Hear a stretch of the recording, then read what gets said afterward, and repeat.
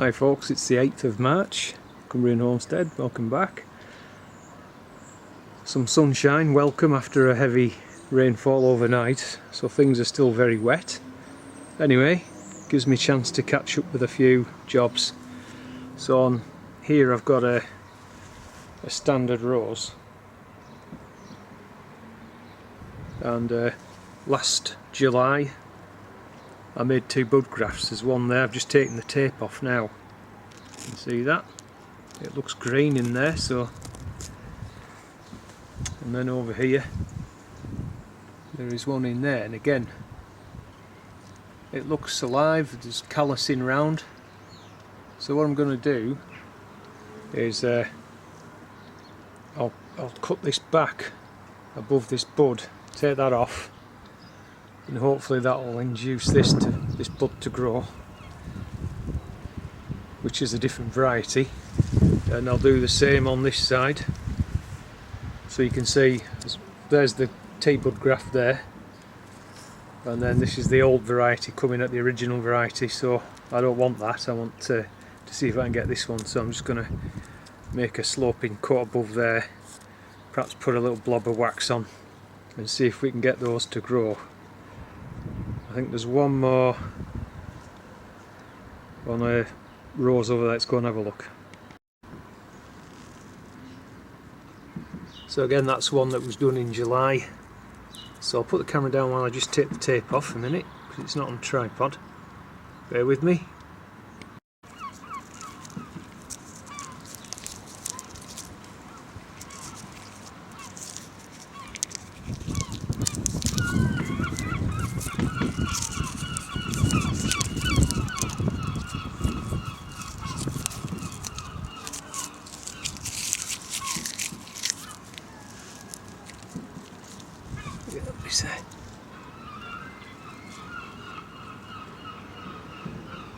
Not sure really. Doesn't look as green as the other ones, but I'll cut it back anyway. Nothing to lose, see what happens.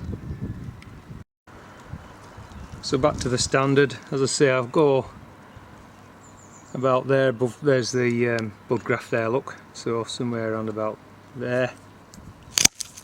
Just cut that one off. There's the graft on there. And you can see actually there's a little bud there, so I'm going to go beneath that.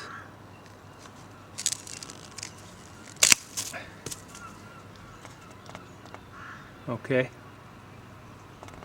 And then see, I might just put a little blob of wax on that. We'll see what happens.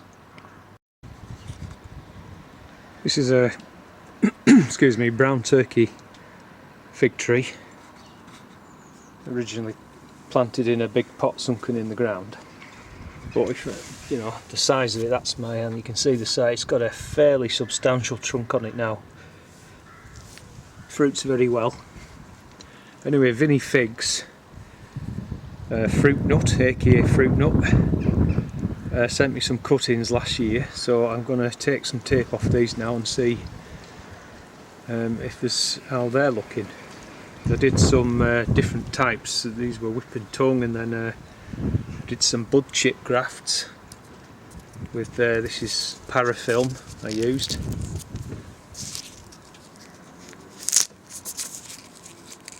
So it'll be interesting to see how if these spring into life. But anyway, right now let's take some tape off here. See how we get on. Alright, so that's failed. You can see hasn't the graft hasn't taken. So that one, I'm not going to really force it, but I think that's more promising. I like that. That bud there just seemed to be alive, so that could be one. The chip bud on here, that fell out, so that hasn't worked. Not sure about that one. There's a little bit of movement there, so I'm not hopeful. This whipping tongue here, again, looks like there's a little live bud there, so that could be promising. This one again, that's failed. Got another chip bud graft here.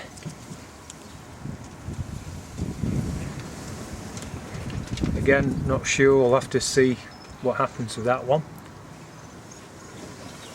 And then there's one here which again I think is whipped tongue, because I can see I've used some bands there.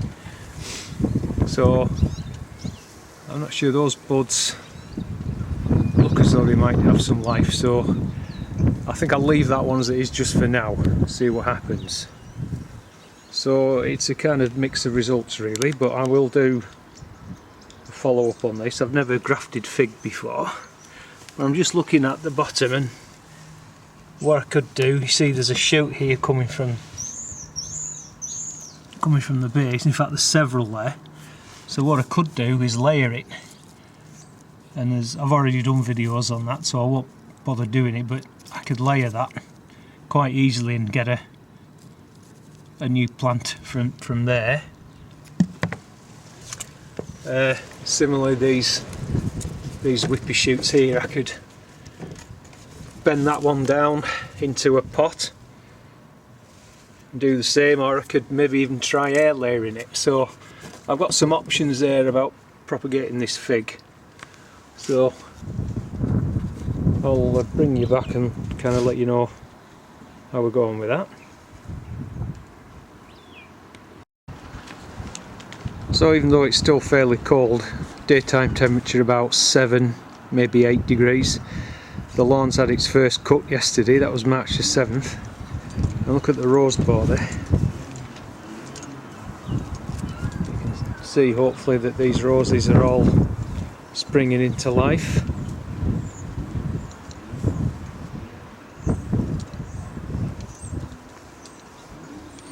As is this rambler here. Oh, it's variety Albertine.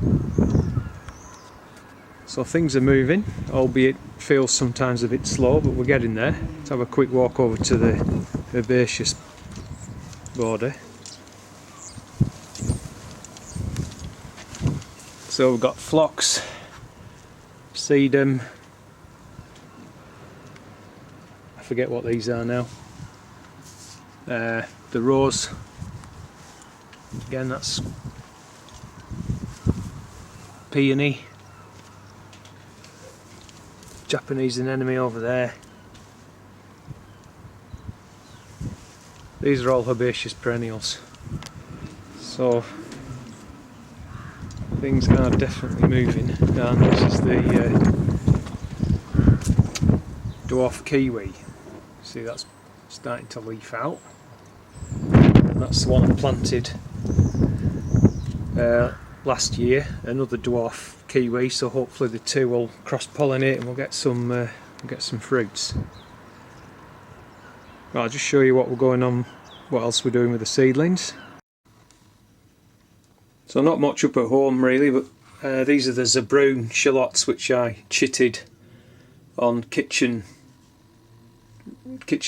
roll, damp kitchen roll. So there's still a few just sort of like sprouting through, but hopefully if the majority of those take, I think there's about 40 in each tray, and then I've actually got some over here.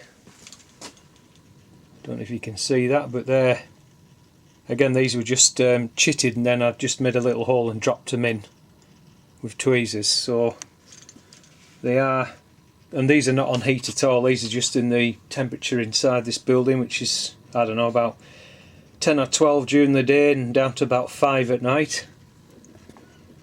There's a couple there I can see coming through, so that's pretty nifty.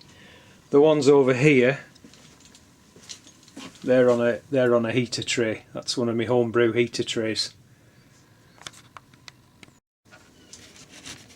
These are the rocket potatoes. You can see they've got some very nice chits on them now. This is the only lot of spuds I'm going to plant this year. There's 2, 6, there's about 9 seed potatoes there, and that's all I'm going to grow. I gave the other lot away.